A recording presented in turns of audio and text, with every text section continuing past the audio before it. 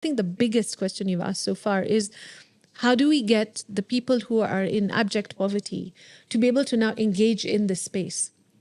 And I think that it's probably through things like value-added tax. But if you look at people in the villages, you'll get milk from your neighbor, eggs from your garden, vegetables. Everything is very communal and it's off the tax base. Nothing wrong with that.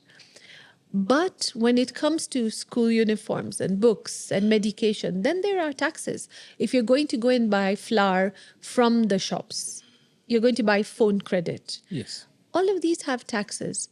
And I am of the belief that there should be a certain basket of goods which at a certain amount do not attract value-added tax. Absolutely.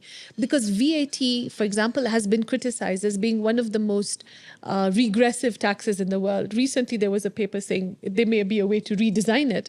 But the chances of that reaching the developing world soon is very low.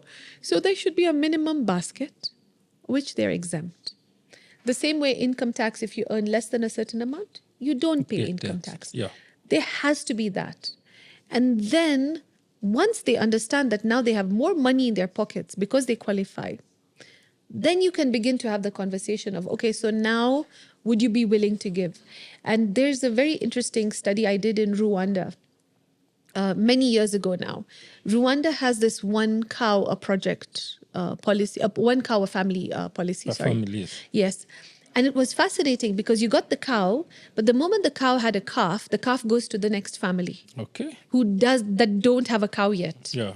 So the government started by, I think, airlifting 600 or 60 cows from Germany. It was fascinating. These beautiful black and white cows are like dotted on the hills in Rwanda. Rwanda, yes. So I went a step further. I went and asked people who had cows, do you pay taxes? And they said no. I said, would you pay 50 Rwandan francs to the government every year, seeing as what you've benefited from? And they said yes.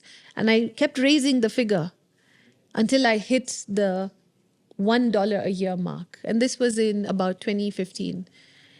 And then when I said, okay, how about $2 a year? And then they were like, okay, that might be a little difficult for us.